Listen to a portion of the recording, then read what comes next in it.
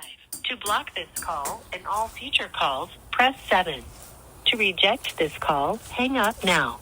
You may begin speaking now.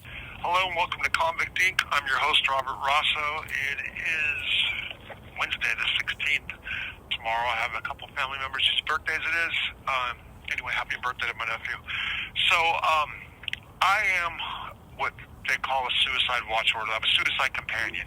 That means that people that have attempted to commit suicide or who staff believe are going to harm themselves are put in a room and have to be under 24-hour day observation.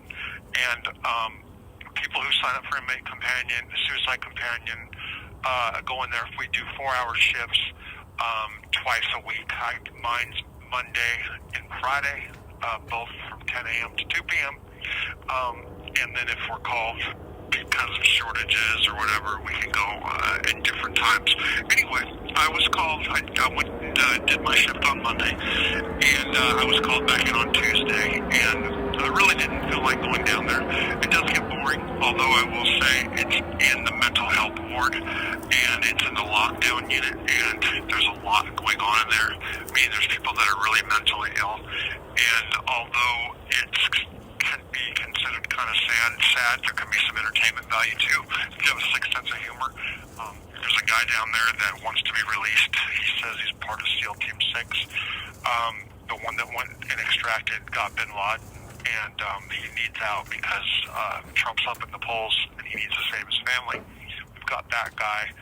I can go on and on. There's guys that he draws cell phones and then he thinks they're actually camera phones and all kinds of different stuff going on back there. Anyway, on Tuesday I was called in, and there is actually a person in there right now who's been in there for well over a month.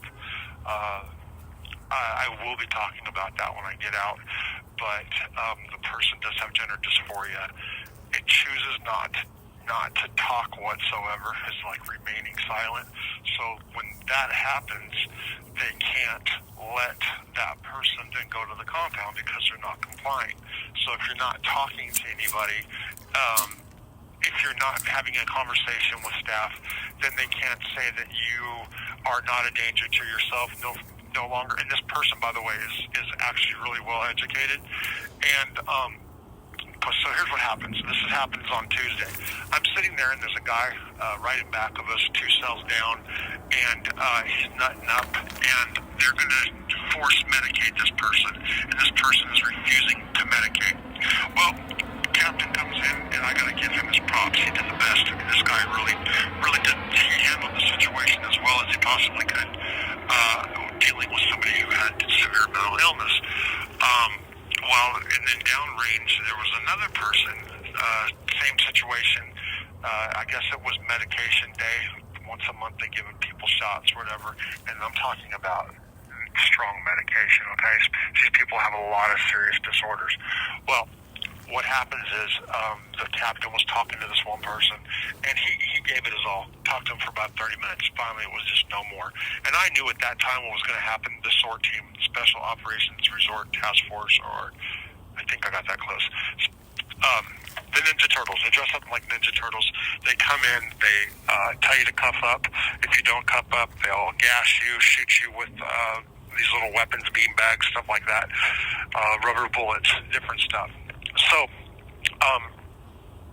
my day I knew was going to be very entertaining. And this is going on right in front of me now, okay? So, my back is to what's going on, but I can turn around and watch everything.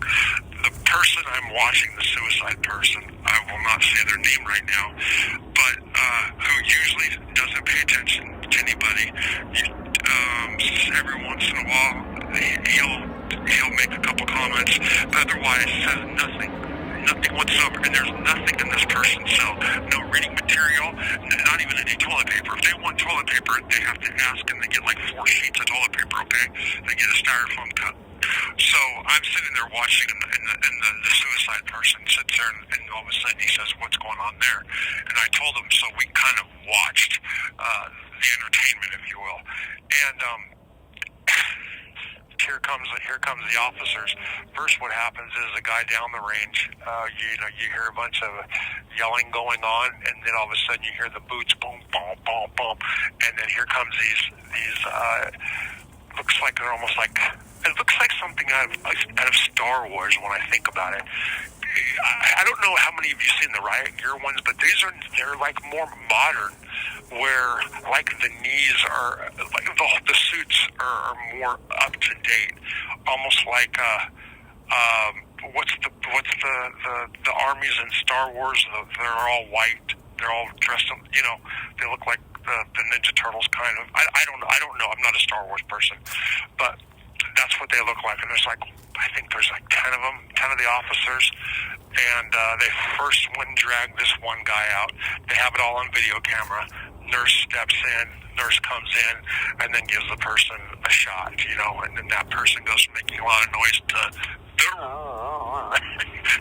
to nothing, and then they went away, and then here they come marching in, and of course the second person at that point decides to cuff up. And what I mean by cuff up is they have to have that person go to the door. There's a little bean slot. The door opens, and they open it up, and then they reach in, and the people reach their hand. This call is from a federal prison. They extract them from their cell, take them out, and then they take them over, and then the nurse comes in and shoots them up with dope, whatever, Halidol, Thorazine, whatever the hell they're on. So I got to watch that, and that's when you're sitting in prison not doing much, it's kind of an exciting day. It kind of sucks. I will say this: this is a hospital, and they have people that are civilly committed that cannot stand trial because they're too fucked up, or people that and they have to either get them ready for trial. That means medicate them. Or there's people that have been here. There's one guy that's been here that I know of, I think since 2005 or 2007. He's been here forever, and he's never even been to trial. So that's what kind of people. And where the suicide watch is, it's actually in the special housing unit, where the people that are so severely mentally ill cannot be around others because they'll hurt them. So all day long you hear them yelling, cussing the cops out, making racial slurs, guys 5 foot tall going to kill everybody and their brother, talking real bad to the females. It can be a little funny sometimes, you gotta find ways to amuse yourself. In prison, what's normal to you guys out here, what's normal to you guys is normal in here, and vice versa. And our sense of humor is the same. It's kind of dark and twisted. But I will say this. So the person I'm watching suicide with, who doesn't talk to people, actually opened up out of the blue, and this is the second time this person's talked to me. And I've got his name, actually has a book written. Left the country over politics, left-wing politics. The person's from Oregon. I can't wait to get out, do a bunch of research. He gave me, she, whatever's gender dysphoria, so I'm trying to be kind. Gave me all the information, where to find the book, where to find different cases about him. And I really look forward to getting out and doing that, it did kind of make me feel good to have a little breakthrough with this person, because he will not talk, has not talked to anybody else, and it's kind of cool. It was Tuesday in general broke up the day. So anyway, I just wanted to put that out there, something a little different. By the way, somebody who claims to be Ted Turner's son is in here, and I will do something about that in the next episode. Take care. Bye.